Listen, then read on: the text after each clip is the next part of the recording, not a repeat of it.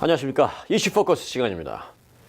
불과 한 달 전만 해도 북핵 선제 타격, 한반도 전쟁설, 또 한국 내 미국인 대피 훈련 등의 뉴스가 쏟아졌었습니다.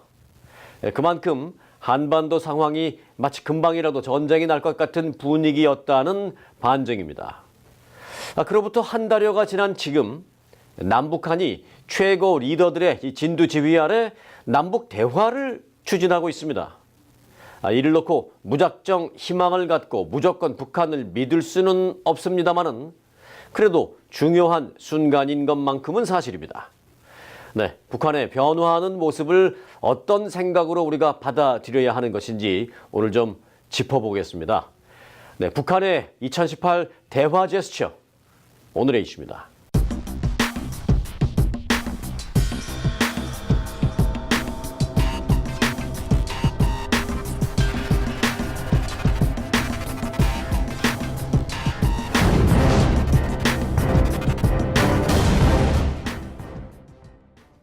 네, 주영석 기자 함께했습니다. 안녕하십니까? 안녕하십니까? 새해 들어서 아주 급박하게 돌아가는데요. 네, 그렇습니다. 북한이 지금까지와는 좀 다르게 보여질 정도로 반응을 빨리 하면서 대화 제스처를 보냈는데 사실 그 의도를 짚어봐야 될 것 같아요. 예, 그렇습니다. 도대체 왜 이렇게 북한이 2018년 1월 1일부터 숨돌릴 틈 없이 이런 그 대화 공세를 하는지 참 의아스러울 정도인데요. 이 북한을 직접 왔다 갔다 하거나 또는 간접적으로라도 소식을 들을 수 있는 그런 이제 정보통이 있는 북한 정보통이 있는 사람들의 얘기를 종합해 보면 북한의 경제 상황이 많이 어렵다고 합니다. 네. 그것은 여러 가지 이유가 있을 거예요. 그동안 북한에 쌓여왔던 그런 구조적인 문제점, 최근에 유엔을 중심으로 한 대북 제재가 갈수록 강해지면서 최근에 더 압박이 심해지는 것도 있을 것이고요. 이제 그러다 보니까 이 북한 입장에서도 무언가 좀 돌파구가 필요하지 않았나. 이제 그런 차원에서 2018년 이제 1월 1일 새해를 맞아서 어떤 새해 이제 발표하는 신년사를 어떤 명분으로 해서 이런 그 공세에 지금 나서고 있다. 그런 느낌. 그래서 이 김정은이 상황이 괜찮은데 나쁘지 않은데 선의로 어떤 이런 행동을 하기보다는 이렇게밖에 할 수 없을 만큼 지금 상황이 좀 좋지 않은 것이 그것이 현재 지금 북한의 현실이 아닌가. 네. 그렇게 지금 진단하는 북한 전문가들 네. 또 북한을 잘 아는 사람들의 생각이 좀 비슷하게 좀 나타나는 것 같습니다. 그리고 이제 또 다른 측면에서 본다면 그 한미 군사 훈련을 이제 언급하시는 전문가들도 계세요. 맞습니다. 이번에 이제 북한이 어떻게 하느냐에 따라서 한미 군사 훈련이 계속되느냐, 조금 연기되느냐 이런 문제가 다 얽혀 있지 않습니까? 맞습니다.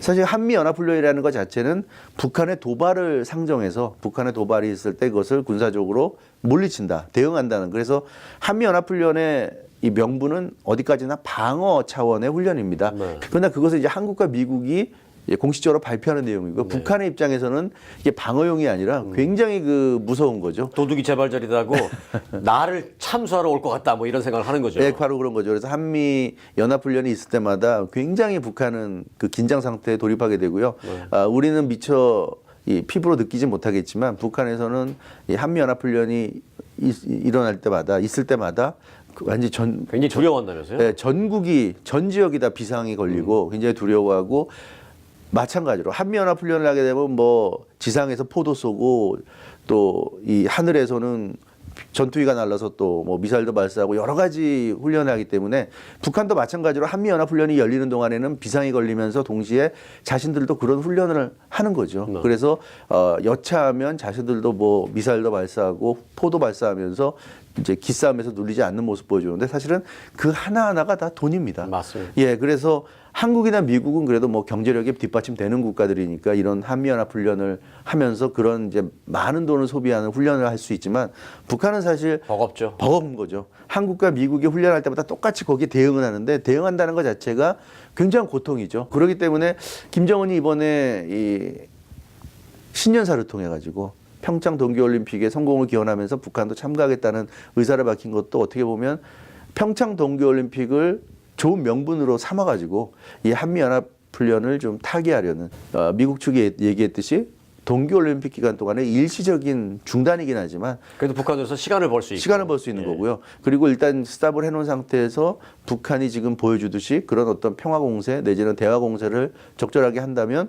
그 기간을 좀 더 길게 끌어갈 수도 있고 뭐 이런 계산까지도 아마 북한이 하지 않았을까. 네. 따라서 그런 어떤 경제적인 어려움을 타개하는 것, 또 군사적인 또 두려움을 타개하는 것 그런 차원에서 이번에 북한이 네. 평창 동계올림픽에 대한 굉장히 전향적인 자세를 보이는 그런 또 밑바탕 이유가 있지 않는가 그런 분석도 나오고 있습니다. 이번에 그 북한의 조평정 위원장이 그 성명을 발표하면서 김정은 위원장이 맞습니다. 한국의 문재인 대통령의 의도에 대해서 환영하면서 뭐 이렇게 하기로 했다라고 하는 면에서 이제 여러 가지 이제 우리가 이제 의미를 부여할 수 있는데 평창 올림픽 경기대회 대표단 파견과 관련한 문재인 대통령의 국무회의 발언에 따른 우리의 입장을 발표하겠습니다. 결국 이제 김정은의 의도잖아요. 네, 맞습니다. 어떤 숨어 있는 어떤 의도가 있는지 또 파악을 해야 되겠는데 뭐 의도일지 의지일지 어떤 표현이 적절할지 모르겠습니다만은 있는 것만은 사실이죠. 맞습니다. 사실 뭐 평화 공세 할 수도 있고 대화 뭐 하자고 할 수도 있는데 그 문제는 그렇다 하더라도 북한이 이 문재인 대통령이라는 표현을 직접 입에 담는다는 건 사실 상상하기 어렵거든요.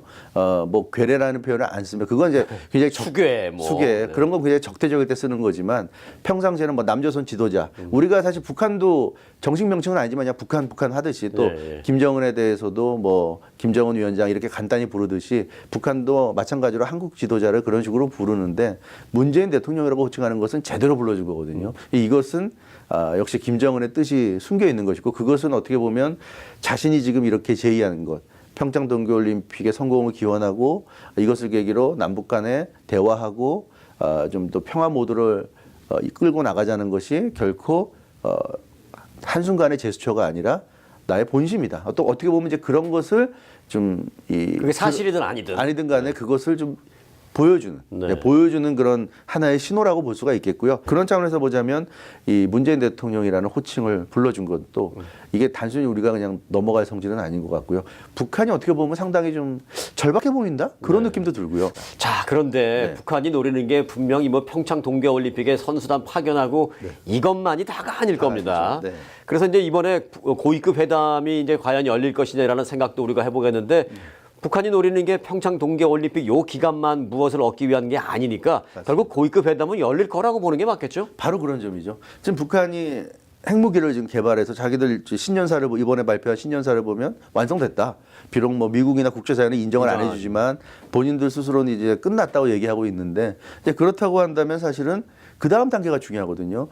앞서 말씀드렸던 것처럼 핵 개발하고 미사일을 개발하고 하는데 엄청난 돈을 쏟아부었단 말이에요. 그렇다면 북한 입장에서는 그 많은 비용을 들여서 프로젝트를 한 것이 이제 성사가 됐다고 한다면 투자한 만큼의 투자한 이상의 이제 회수 단계 들어가나요? 회수 단계에 들어가야 되는 거죠. 근데 그러기 위해서는 대화를 해야죠. 네. 북한이 핵무기를 개발하고 뭐 장거리 미사일을 개발한 것이 실제로 핵미사일을 쏘겠다는 것보다도 그것을 인정받음으로써 국제사회에서 당당하게 북한의 존재감을 과시하고 이 북한이 그것으로 인한 경제적인 혜택을 누리겠다. 이제 이런 계획이거든요. 따라서 김정은 입장에서는 이 단순하게 평창 동계올림픽에 참가하는 것으로 끝날 수가 없는 부분이죠. 그러게요. 예. 지금 신년사 내용을 보더라도 그런 대목이 조목 여기저기 깔려 있습니다. 따라서 김정은은 이제 평창을 명분으로 해서 일단 대화를 시작하고 자연스럽게 남북 고위급 회담까지 또 한국 정부가 그걸 또 제안해 줬기 때문에 못 이기는 척 거기까지 갈 가능성이 상당히 있지 않을까. 그런데 이제 남북 고위급 회담을 하는 것도 중요합니다만 사실 더 중요한 건 어떤 내용을 도출해내느냐가 중요한데 이게 남과 북만이 합의하는 어떤 내용이 도출된다는 것도 사실은 이제 좀 문제가 있을 수 있어요. 과연 미국도 함께 동의하는 어떤 내용을 도출할 수 있을까? 이게 이제 관건 아니겠습니까? 맞습니다. 지금 뭐 한반도가 지정학적 위치상으로도 그렇고요. 강대국들에 둘러싸여 있지 않습니까? 미국, 중국, 뭐 러시아, 또 일본도 있고요. 그래서 역시 그런 그 강대국들의 어떤 뭐 생각, 이익 이런 것과 동떨어진 남북한만의 합의란 거는 참 있을 수가 없고요. 그래서 일단 시작은 남북한의 대화로 시작은 얼마든지 할 수 있지만 그 최종 마무리, 완성은 결국 미국과 중국이 동의하는 그런 그 결과가 나와야 될 거라는 거죠. 따라서 아마 한국 정부도 이렇게 시작을 해서 분위기를 띄워놓고 결정적인 순간에는 북미 대화를 연결시켜주는 그런 매개체 역할을 하지 않을까. 그래서 북미 간의 대화를 통해서 합의가 이루어지는. 근데 그런 상황이 돼야 최종적으로 이 한반도 상황 또 북핵 문제가 타결될 수 있다. 네. 그것이 뭐 비핵화가 됐건 또는 이 핵동결이 됐건 물론 궁극적으로는 비핵화로 가야 되겠지만 그래서 그런 어떤 여러 가지 시나리오를 우리가 생각해 볼 수 있는데요. 그 시작이 남북 대화다. 네. 이런 점에서는 한국의 역할이 굉장히 중요하지 않은가 그런 생각이 들고요. 새해를 맞는 시작이 또 이런 남북 간의 평화 모드가 이제 조성됐다는 점에서 일단 2018년의 시작은 나쁘지 않고요. 네. 이 시작 좋은 시작을 끝까지 좀 잘 유지해 주길 우리는 모두가 좀 바라는 것 같습니다. 네, 아주 이렇게 그림을 그리듯이 잘 들었습니다. 네. 지난 2013년 김정은 신년사에서 그는 이렇게 말했습니다. 분열을 종식시키고 통일을 이룩하는 데서 중요한 문제는 남과 북 사이의 대결 상태를 해소하는 것이다 라고 말했습니다. 그 다음해인 2014년에 또 김정은은 이렇게 말했습니다. 백해무익한 비방 중상을 끝낼 때가 되었으며 화해와 단합에 저해를 주는 일을 더 이상 해서는 안 될 것이다 라고 말했습니다. 김정은이 이런 말을 했었나라는 생각이 들 정도로 아주 멋진 말들을 했죠. 그리고 그 다음해인 2015년에 김정은은 남북 간의 부분별 회담도 할 수 있다고 본다. 분위기와 환경이 마련되는 데에 따라서 최고위급 회담도 못할 이유가 없다라고 말했습니다. 이게 불과 3년 전이었습니다. 그러더니 지난해 신년사에서는 또 갑자기 미국과 그 추종 세력의 공갈이 지속되는 한 우리는 핵무기를 중추로 하는 자위적인 선제 공격 능력을 계속 강화하겠다라고 또 말을 했습니다. 유화 제스처와 강경 발언을 상황과 필요에 따라서 적절히 반복하고 있다는 것을 우리는 알 수 있는 대목입니다. 문제는 이제 평창올림픽 전과 후입니다. 올림픽에 참가할 테니 무언가 당근을 달라고 할 수도 있고요. 그 이후 올림픽에 참가까지 했는데 남과 북이 계속 군사훈련을 한다라면서 또 어떤 도발을 할 수도 있습니다. 지금 필요한 건 일희일비가 아니라 확실한 정책을 갖고 중심을 잘 잡는 것이라고 생각이 듭니다. 오늘 이슈 마칩니다. 주영석 기자 수고 많았습니다.